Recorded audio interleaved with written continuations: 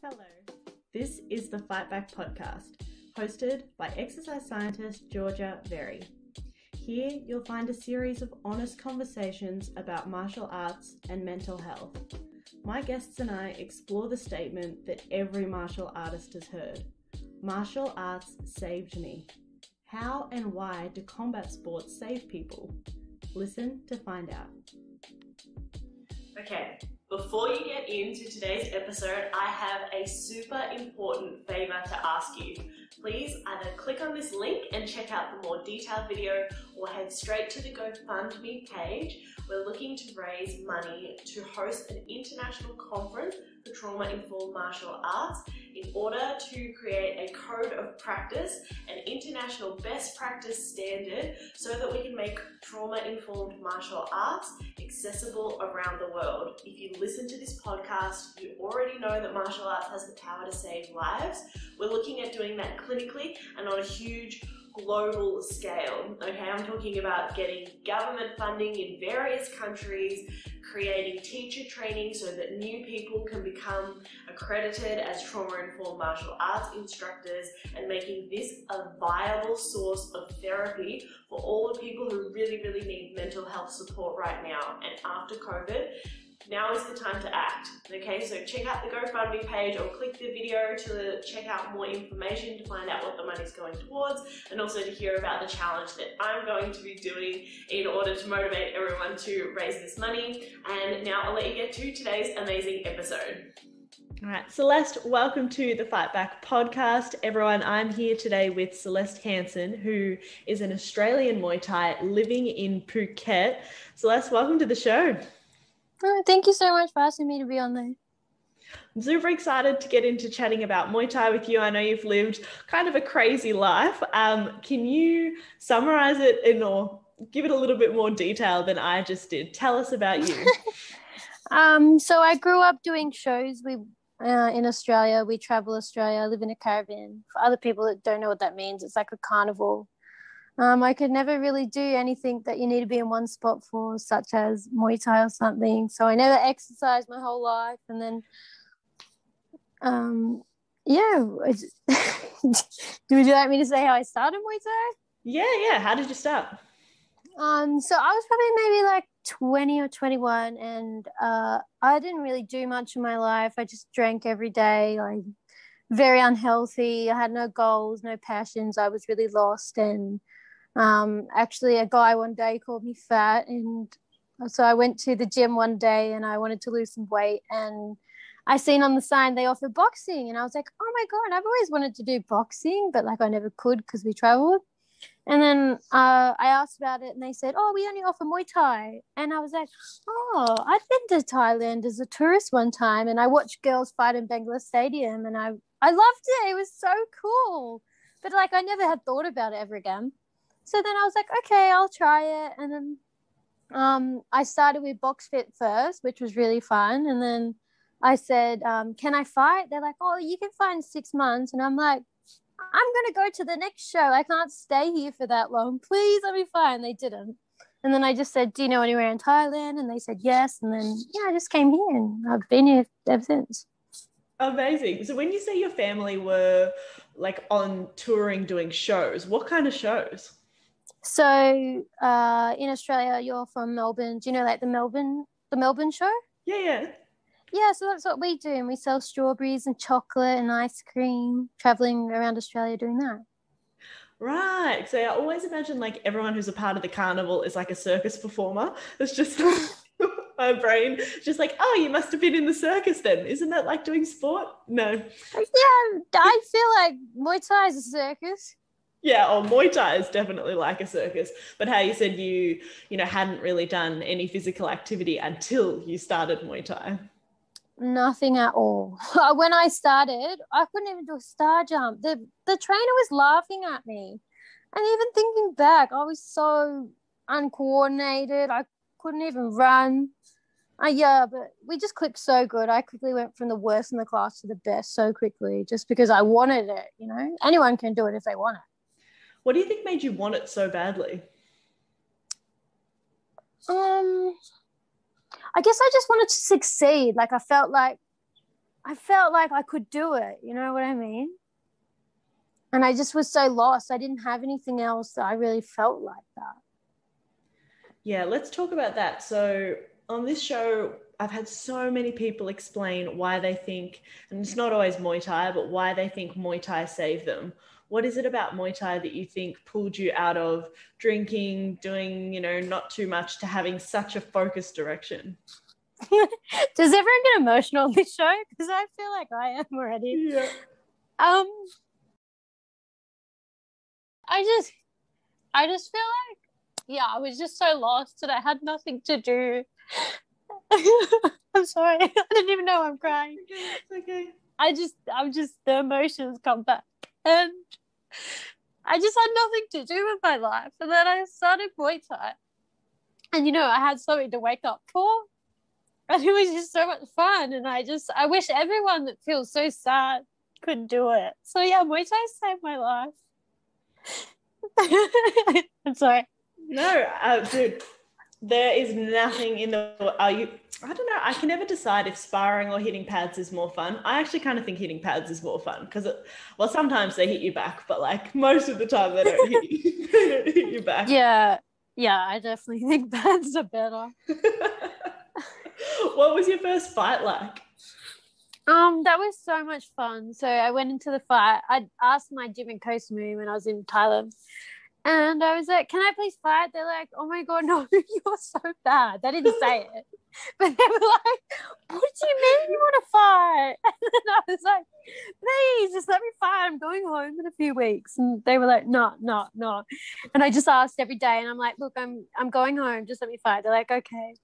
We weren't even sparring to the face. We were just like sparring to the body. I couldn't do anything. And then I went into the fight and I got in the ring, and after the first round I sat down in the corner and I was like, what the fuck? Like, I didn't know it was going to be like that. It was just, I won the fight and it was just so much fun. How do you think you've spoken about you're very determined. Do you think that was why you won the fight? You were just super stubborn. You were just like, I'm going to keep pushing forward. Yes. Even the girl was really good and she didn't give up, and she was so big and tall. I didn't even know Thailand had tall ladies. I just wanted it so much. And I got it. It's like anything in life. If you really want it, you can get it. Was there a weigh-in? So like when you fight, do you get matched for weight very effectively in Thailand, or like how is that different to here? I've never fought in Australia, but I know they check weight. In Thailand, they do not check. My first fight, because I was really chubby before, and now I'm very slim. At that time, I did lose some weight. I came to the gym at 54, and I was 52 when they asked me, and they said, "How many kilos are you?" And I was like, "Oh, 54." And I was 52, and then so they found a girl that was even bigger than 54, and like it didn't even matter because like. Now I've had like 40 fights. They don't check weight in Thailand. So it made me a stronger person. The girl's usually always bigger. Wow. Do you think that, I guess you don't have anything to compare it to, but so do you have to do any kind of weight cutting? Like that's not part of your training, is it? Or is it? For me personally, no, I've never had to cut weight in my life. I have to eat to make my opponent not know how small I am. Oh my God, I'm so jealous. I feel like I'm going to move to Thailand. I hate weight cutting. Do it. I know, but in Australia, people care about like 500 grams. It's so different. Yeah, absolutely. Trying to fit into like really specific weight classes, and my trainers made me change my weight class by 500 grams because it was an official weight class or whatever, so you could fight for the belt. So that must be so nice to not have to worry about weight cutting. Oh, well, I don't know. The grass is always greener on the other side because when I do fight, the girls are sometimes 10 kilos bigger than me. Wow. What does that feel like? Like getting hit by them, do they feel like they hit really hard? Well, I haven't really fought many people the same size as me, so I don't know. But yeah, I don't know. In the fight, it's just, it's just crazy. You don't know anything. Well, you do, but you know what I mean. Yeah, I do. What do you think you've learned from from fighting that you've been able to apply to other areas of your life? Well, I feel like more that the opposite, that as I grew up, I worked for my mum and dad, and like I've always worked, and they always taught me to have a really hard work ethic. And then when I went to fighting, I could use that. Whereas a lot of people don't work when they're young and they learn it from fighting. So I feel like fighting, I did have already, but it just encouraged it more, like more discipline, making sure you do everything, making sure you do everything 100%. And like, you just keep going, you know, you can't give up. You can't give up halfway through the fight, you know? The thing is that you can. I've seen people quit, you know, halfway through fights. And so you've done really well to develop that kind of a mindset that says, once I'm going in there, like I'm going in to win. Because you see some people and they're going in there kind of, I don't know, to not really engage, I suppose is a polite way to say that they're not really giving it their all. What's it like being a girl fighting in Thailand? Before I fought on TV, it felt, no, actually, it's so much contradiction for myself. Like, a lot of other girls would say it's so unfair that we get treated different, but I have put myself in situations where I don't get treated different. So I make sure I have trainers that believe in me. Like, any shows I fight on, I'm like, they've asked me to fight on, so I feel like I belong there. And they want girls to fight, and they want to show that girls are strong and it's serious and professional. Most of the time when I was fighting in Patong, like, I fought really well, and they would always put me on the main card, or I would fight for a belt, or, you know, they would give me recognition. And for me, going under the ropes in Thailand, it's perfectly fine for me. It's just been a tradition. I've never done it any other way. And to be honest, I'm so small, it would be so hard to go over the ropes. Like, I would prefer to go under. I've seen people fall off the ropes, and I'm just like, get stuck in a wedgie over the ropes. Yeah. And like, now we can fight on TV and stuff in Thailand. Like, we're fighting on the biggest shows. Like, the only thing we can't do is fight in the big Rajadam and Lumpini, which, you know, I'm like, eventually we will. I know we will. Times are changing. Do you feel like you're part of the movement that's going to make that happen? Oh, absolutely. Like, it's such a contradiction. I hate talking about myself, because my mum and dad brought me up not to ever boast about yourself or anything. But yeah, I absolutely do. Like, I really want women to believe in themselves. I want everyone to know women are strong and we're professional, and that you can be strong and beautiful. You know what I mean? Like, a lot of women or men think that like, they say to me, they're like, oh my God, you're a fighter. You're too pretty to be a fighter. They think you should have a shaved head, tattoos, look like a boy or something. You know what I mean? But you're allowed to be feminine and strong. You need to be balanced. Like, yeah, I want, the world is knowing that women are strong. Times are changing. Absolutely. You know, I think every female fighter ever has been told, you're too pretty to fight. Like, are you worried about your face? Yeah. What about the elbows? Don't they cut you? Yeah. I've had a few cuts now, and I used to put scar cream on, and honestly, it's not even there anymore. Yeah, exactly. And if you did have a scar, it would be cool, because it came from doing something amazing that you love and you believe in, and your worth isn't tied to how pretty your face is. Exactly. What we should just, it's not 1950s anymore. We don't just stay in our little house cooking and cleaning, and that's all we do with our life. Like, we're actually allowed outside and do whatever we want now. 100%. Have you had any experiences with trainers being creepy though? You mentioned that you surround yourself with really good trainers, but I even know from being in Thailand that not even Thailand, I shouldn't specifically say it's Thailand, happens everywhere in the world, that trainers try and creep on girls and abuse the trainer relationship. How have you dealt with that?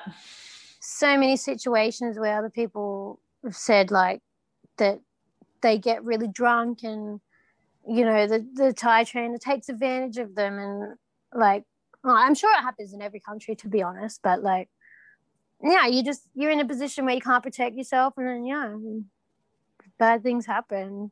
But another thing that happened was actually, like, trainers, I didn't know at the time that he was cracking onto me, but he wasn't even Thai, he was from Iran or something. But he would, like, say, oh, do you want me to massage you or something? And I was like, no, it's all right. but I didn't even know it was sexual at the time.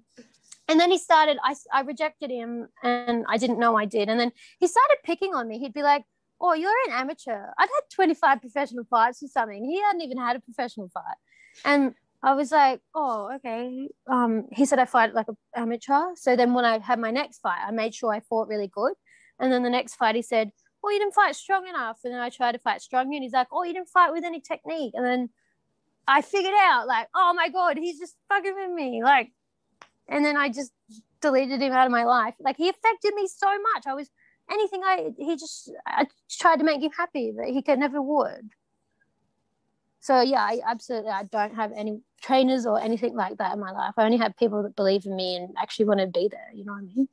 Yeah, that is amazing, though, because I think it's not always that easy for everyone, you know, to just say, you know, I'm not dealing with that bullshit. Like, I'm not having that in my life. So that's, you know, really speaks to, I think, that character that you've obviously got where it's like, I'm not giving up. I'm not taking shit. Like, you just, I think, like a very hardy kind of a person. You've got a lot of resilience. That is the proper word that I wanted to use. Yeah, I think it was because I had to grow up at an early age. So, like, being on the show, like, you're working, like, when you're a little kid. So you have to deal with people. And then you learn what people are good, what people are bad. And then I went to boarding school when I was older. So it's like you live by yourself, basically. Like, you don't live with your mum and dad.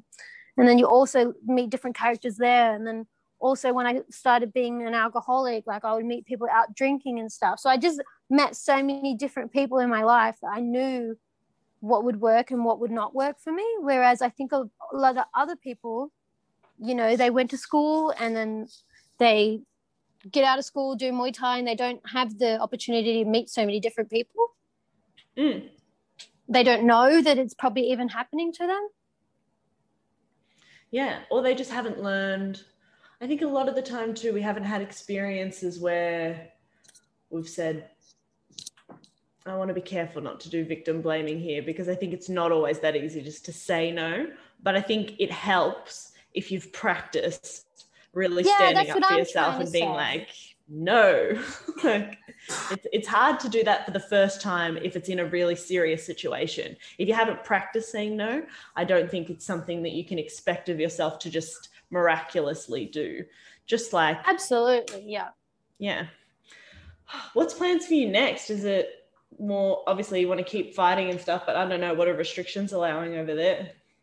I don't know. I did hear that the stadiums are opening back up in a week's time. No, 2 weeks. So I'm not really sure. And this is Thailand. Like, it changes so often. You don't know what's happening. But yeah, I've started doing strength training actually. So I'm going to be a lot stronger now and be like a different fighter, I guess. I've even went up in weight. That's awesome. That's so fantastic. How cool that you're just discovering strength training now after having 40 fights. I know. Like, apparently, like, it makes you so much stronger. So I felt like I was already strong before, but I was so light. I'm excited to see what's going to happen.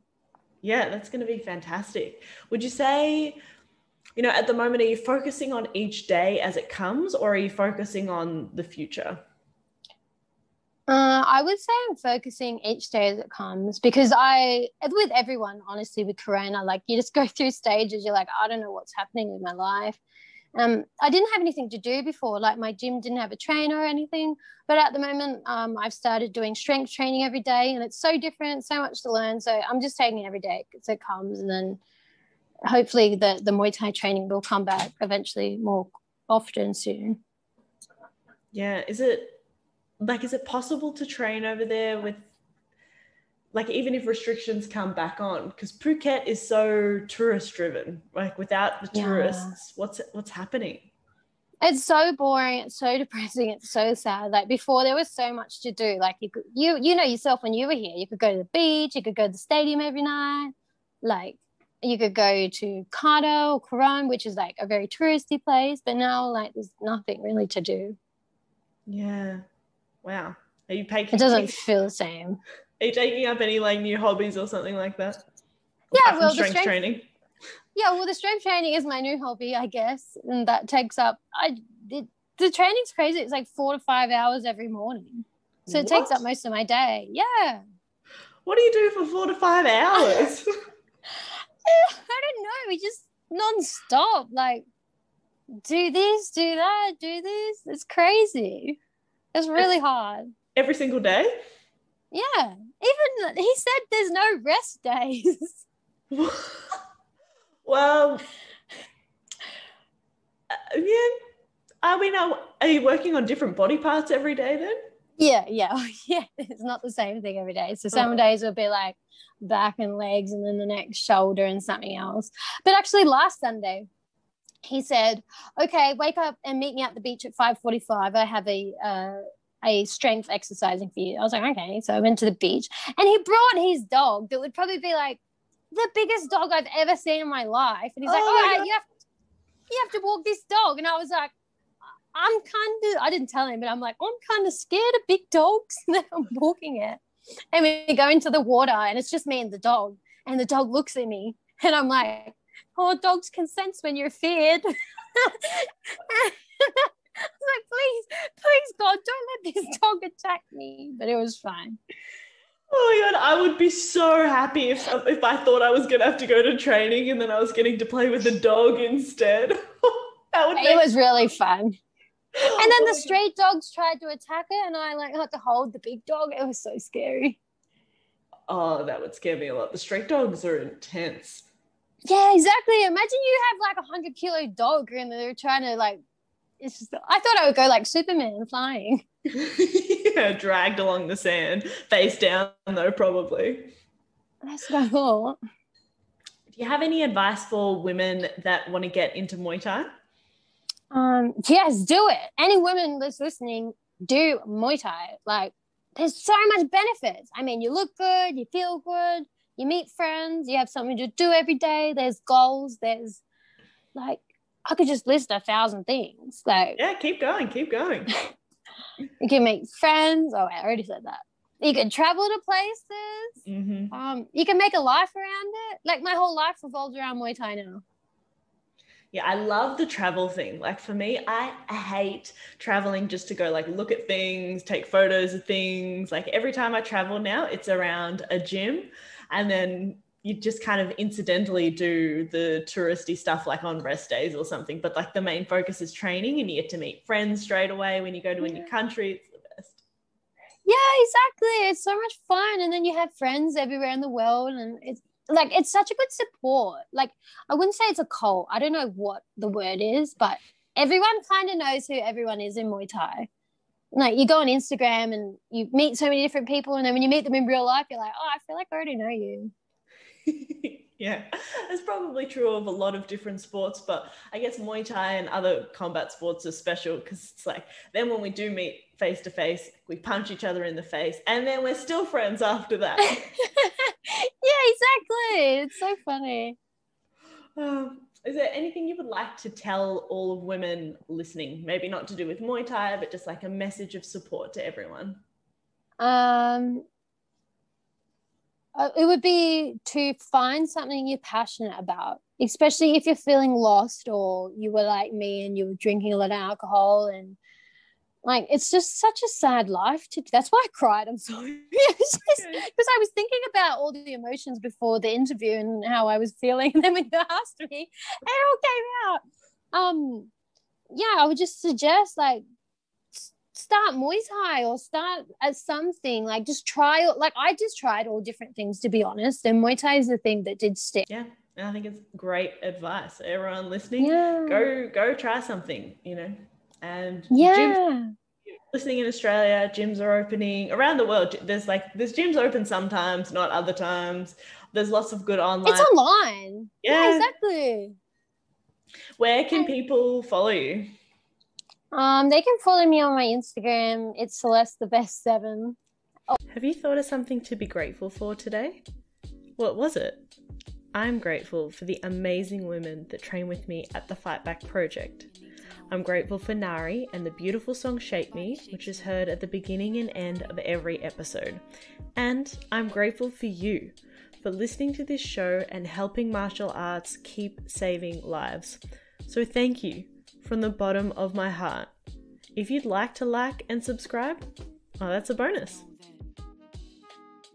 Nobody shapes me but me.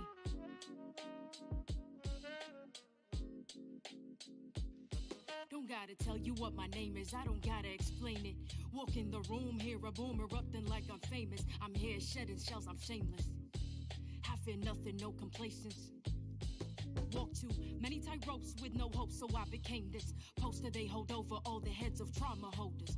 You don't need to know my history, I move boulders. Atlas shrug, cause I lifted the weight above his shoulders. No pretense of defense, move first like chess soldiers. This goes deeper than empowerment, cause I'm the one to power it. Physical meets mental, challenge me to keep devouring. If I can't change the scenery, at least I change perspectives. No longer isolated, but elevated and selective. Darkest places become beautiful spaces. This is where rage meets patience, meets power meets gracious.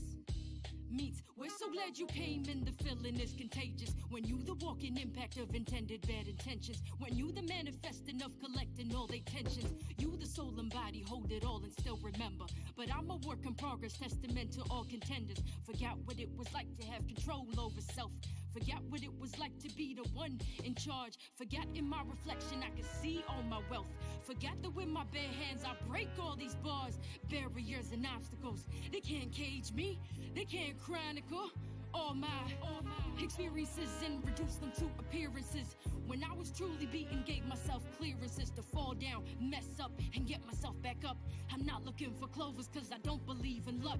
Damn, you were badass, I heard them say it clearly. Why thank you very much, I know now I'm not weary of what's next for me. Cause I expect to see growth like I was planted, watered, fed, and bloomed to be. The positivity and accountability.